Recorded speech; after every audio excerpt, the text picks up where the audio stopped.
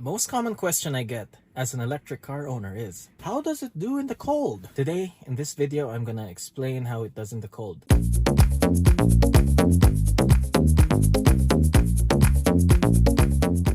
The videos most people watch on my channel talk about EVs in the cold.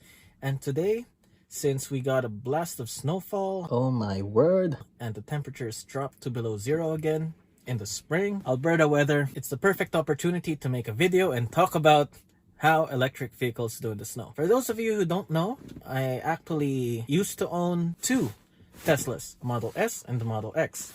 So in 2019, on New Year's Day, New Year's Eve, we sold our Tesla Model S and we just have our Model X now. We have also added a gas vehicle to our fleet last summer. It is a Ram ProMaster 3500.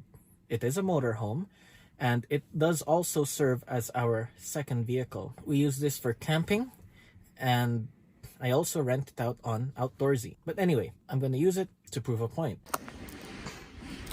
Darn, it is icy today. Anyway, I didn't bother putting on pants.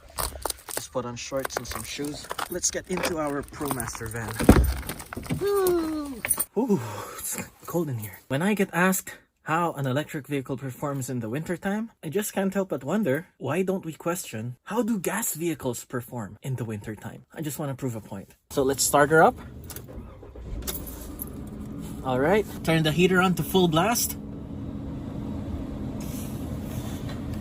And let's see, does it blow?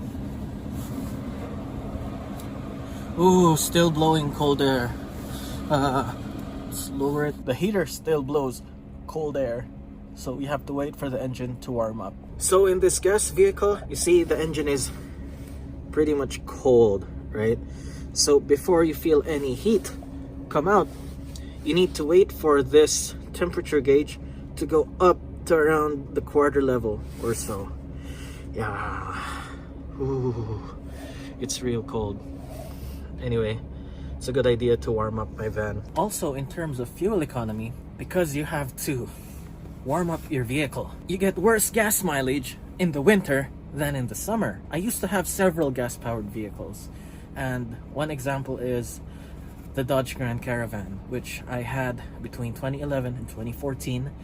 And in the summer, I managed between 10 to 11 liters per 100 kilometers. In the winter time, because I have to warm it up and make sure it's nice and comfy before my wife goes in, the fuel economy drops drastically to around 13 liters per 100k. The consumption goes up to 13 liters per 100k. Your full tank of gas won't go as far in the winter as it does in the summer. So I'm gonna just let this van warm up before I go back into the Tesla. Another thing is that you don't have regenerative braking in a gas-powered vehicle. So you're always gonna be driving slower, but you're going to need to, be careful when you step on the brakes, because in any slippery road, your wheels might lock up, unless you have ABS, but they still do lock up, and then you're going to be in danger. However, with the Tesla or any other electric vehicle, you do have the regenerative braking, so that you can just release your foot lightly on the accelerator, and then the car will slow down naturally, regenerating the energy, and you're going to not have to step on the brake and risk a lockup of your wheels. You see my temperature now is above the letter C. I'm now beginning to feel some heat from the heater. Okay, we're now back in the Tesla. I actually turned the climate control off. So let's turn on the climate control. Okay. And we have the heated seats, heated steering wheel. And ooh, you feel the warm air right away. I wish you can feel it on camera. Oh yes, you do feel the warm temperature. You do feel the heat kick in right away. No need to wait for it. And the cool thing is, you can just get up and go with this. There's no waiting to warm up the engine, no need to warm up the battery. It's pretty much good to go. We may have some limited regenerative braking, like what you can see here. There are these yellow dashes on the power gauge right here. So that means our regenerative braking is not full. We don't have the full capability for regenerative braking. A little bit is better than nothing. As you drive, the car will warm up and this yellow dash line will go away. As for range, hey, it's the same thing.